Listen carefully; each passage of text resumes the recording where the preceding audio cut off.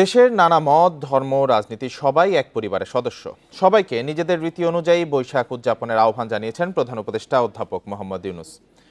রোববার রাজধানীর মেরুল বাড্ডায় আন্তর্জাতিক বৌদ্ধ বিহারের সম্প্রীতি ভবনের ভিত্তি স্থাপন অনুষ্ঠানে এসব কথা বলেন তিনি। অনুষ্ঠানে সেনাপ্রধান জানান, দেশে সাম্প্রদায়িক সম্প্রীতি বজায় রাখতে যা যা করা দরকার সেনাবাহিনী সবই করবে।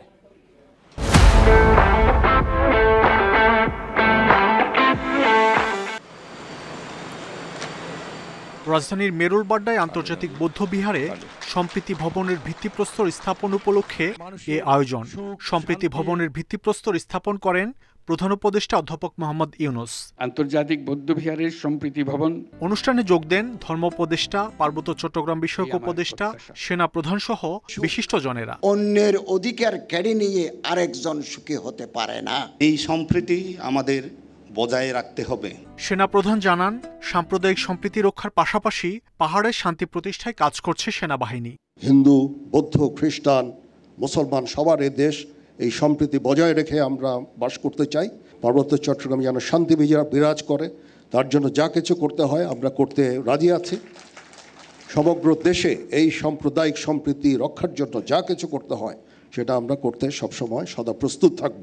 বক্তব্যের শুরুতেই নিজের আঞ্চলিক ভাষায় বিভিন্ন স্মৃতি তুলে ধরেন প্রধান উপদেষ্টা। তো খুব খুশি হলে মনোরাল্লা দেখো ভবিষ্যতে যে এনকান সুন্দর জিনিস হয়, ওনারা যে কোনো সময় পোয়াশা লইয়া আইতে পারিবেন, দেখতে পারিবেন, বন্ধু বান্ধবরা লইয়া আইতে পারিবেন, এই লেখান জায়গা পান। প্রধান উপদেষ্টা বলেন, সবার সম্মিলিত উদ্যোগে সম্প্রীতি ও মানবিক মূল্যবোধের জয় হবে।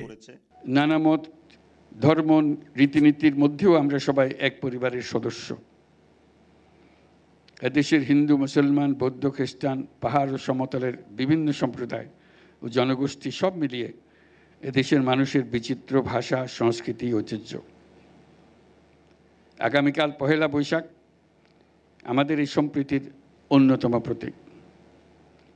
প্রত্যেকে নিজ নিজ উপায়ে নিজেদের রীতি অনুযায়ী আগামীকালকে উদযাপন করব। আন্তর্জাতিক বৌদ্ধ বিহার বাংলাদেশের সাম্প্রদায়িক সম্প্রীতির অন্যতম নিদর্শন বলেও মন্তব্য করেন প্রধান উপদেষ্টা। বিশ্বে শান্তি বিরাজ করুক। মাহমুদ শরীফ, ইন্ডিপেন্ডেন্ট নিউজ, ঢাকা।